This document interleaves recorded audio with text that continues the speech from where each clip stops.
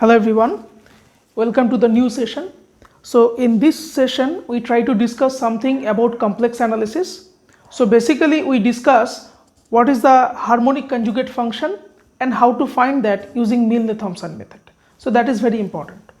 So already we know, or you need to know before watching this video. If you don't know this concept of analytic function and CR equation, please view my other video so you can understand it. So if Fz equals to u plus iv, if this is an analytic function, analytic means it is differentiable in the neighborhood of a point. So basically it is differentiable everywhere.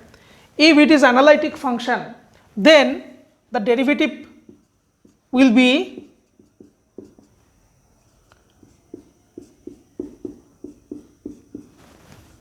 so this is the first thing. Then it must satisfy CR equation, that is ux equals to vy, uy equals to minus vx, and then so you see for this function u is the real part of the function and v is the imaginary part of the function. So u and v are called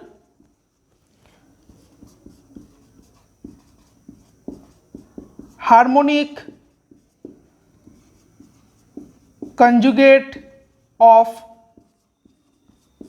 each other. So what is the meaning of harmonic conjugate?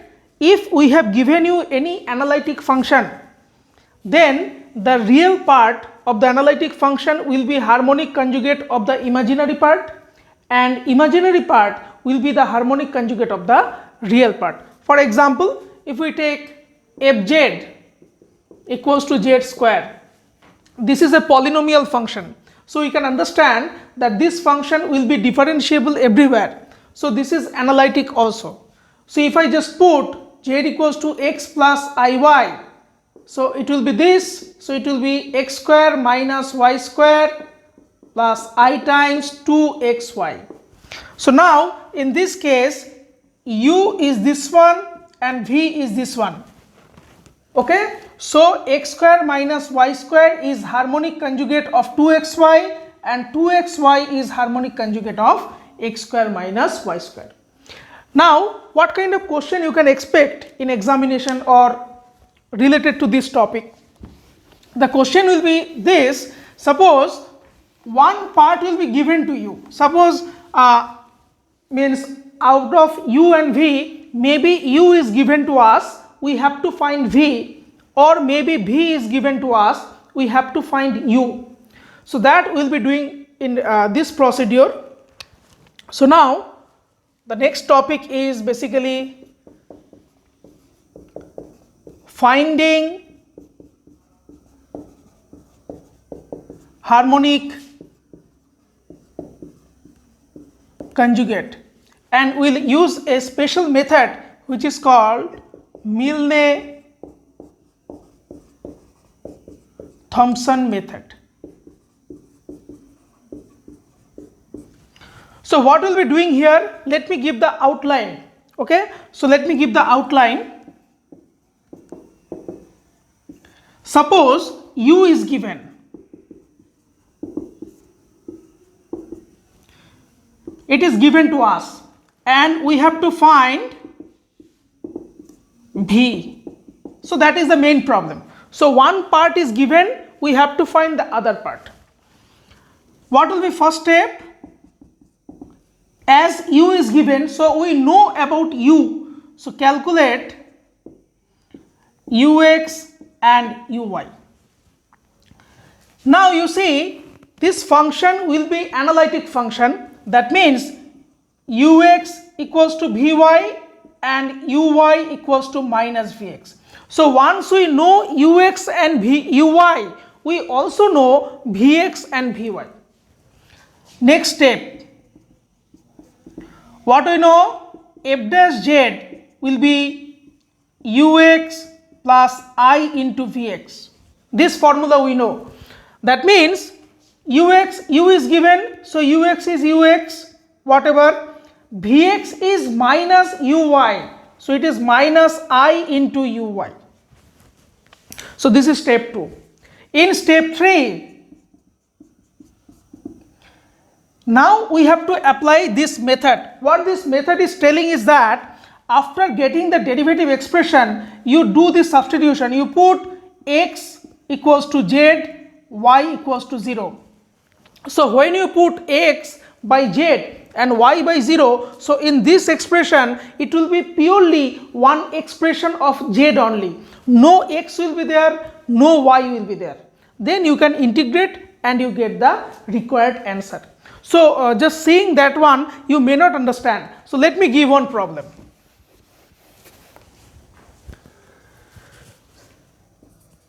Say u is given x cube minus 3xy square. The question is you have to find v using Milne-Thomson method. Now u is given, so what is the first job? What is ux? Ux is 3x square minus 3y square. Ux means partial derivative of u with respect to x.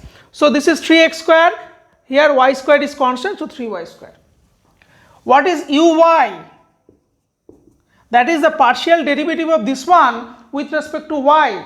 So x will be constant. So the first part will be 0, second part minus 3x. Now y square derivative is 2y. So into 2y, so it will be minus 6xy. So we got ux and uy. Now as per CR equation. So what do we know as per CR equation?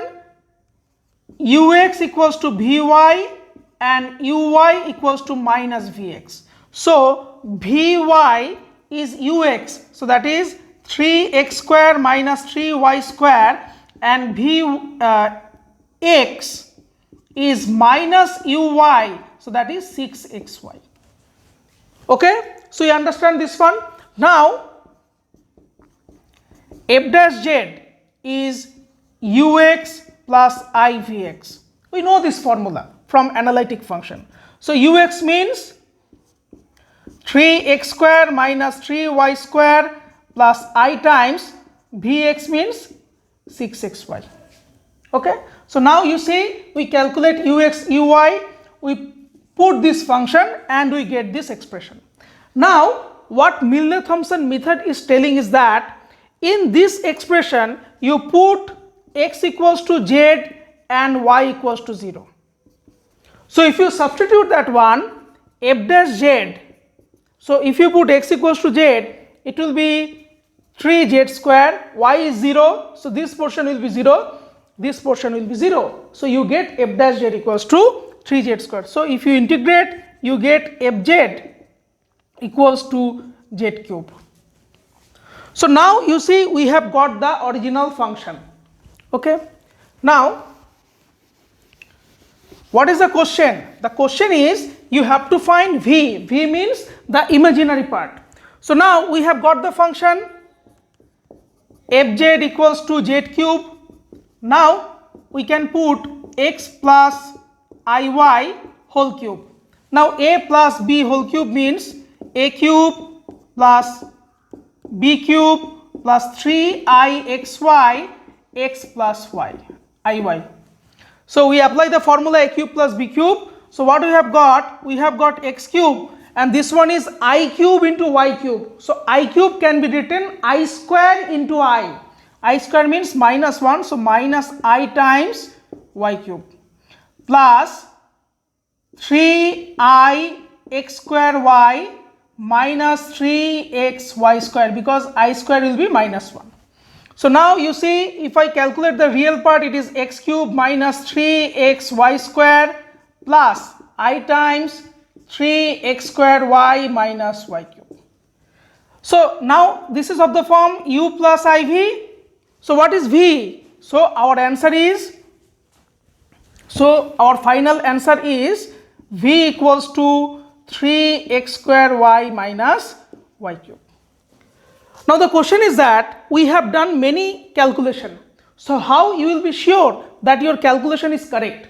You see what we have got u. x cube minus 3xy square. What is given in the question? X cube minus 3xy square. So it is matching.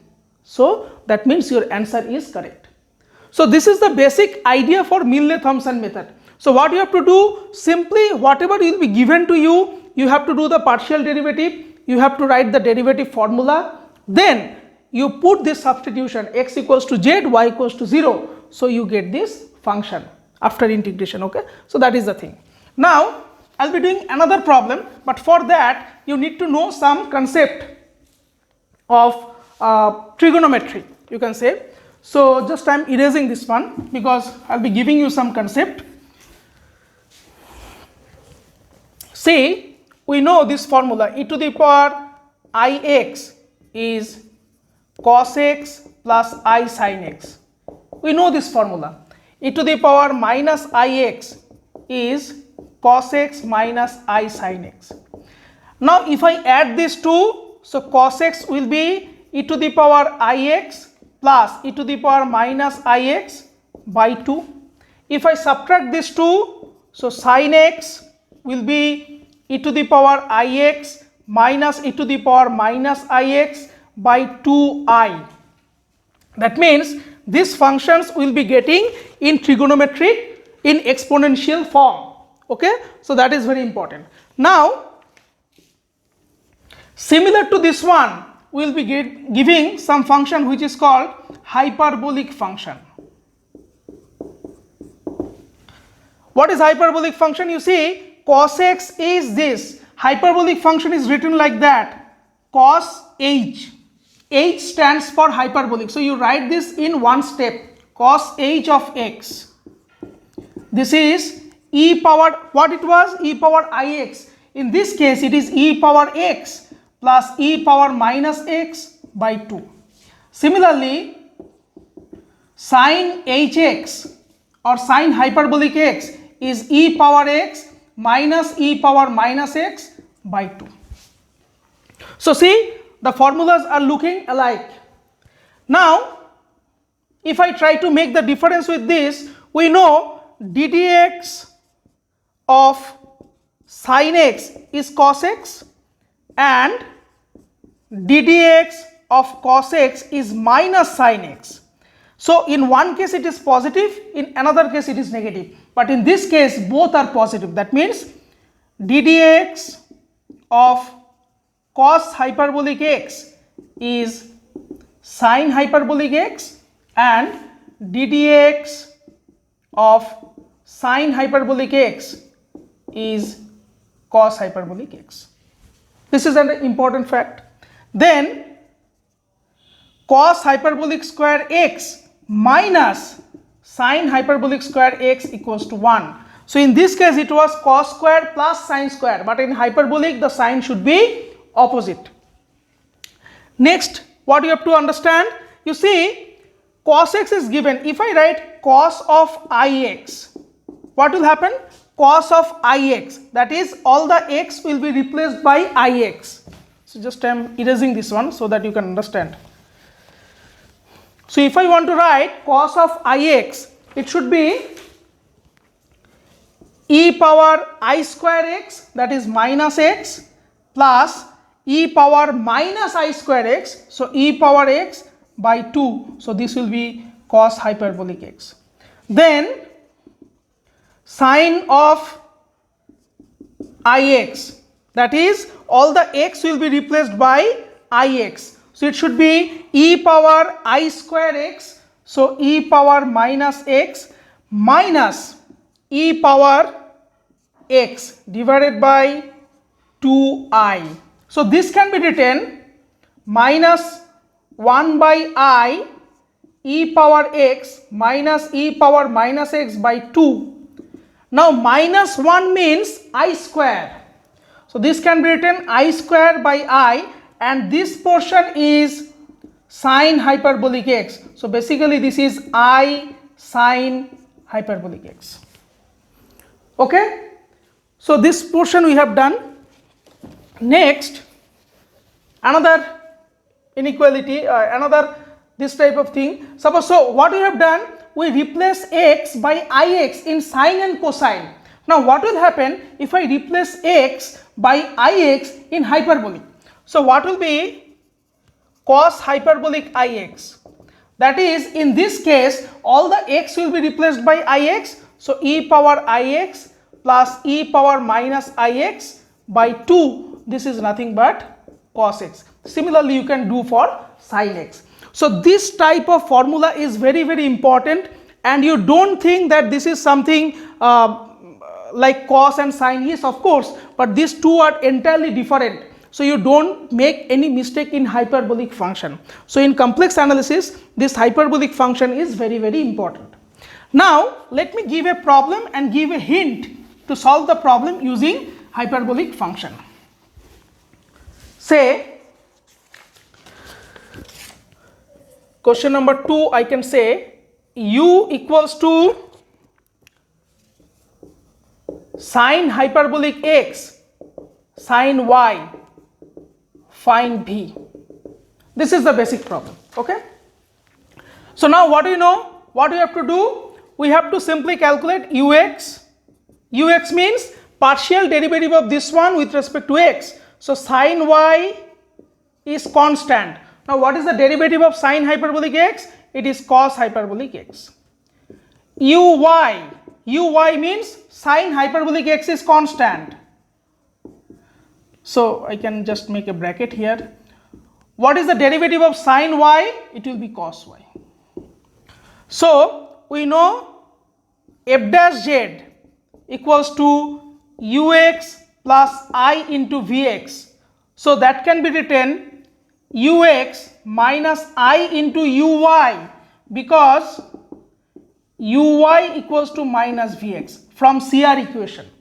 So that means it can be written ux means sin y cos hyperbolic x minus I times sin hyperbolic x cos y. This is f dash z.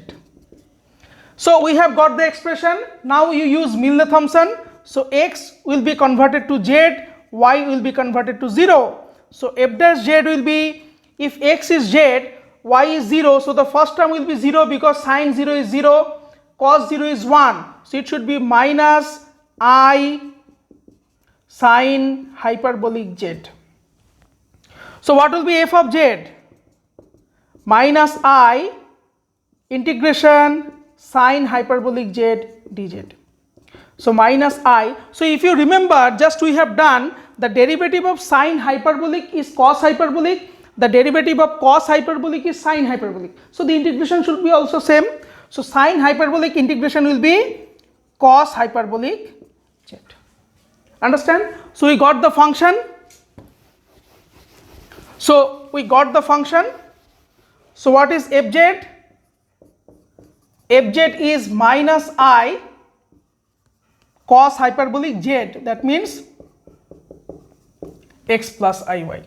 So minus I, this can be written cos hyperbolic x. The formula is same, okay, cos a plus b type. So cos hyperbolic x cos hyperbolic iy minus sin hyperbolic x sin hyperbolic iy. So you can simplify and you can get the required answer for V.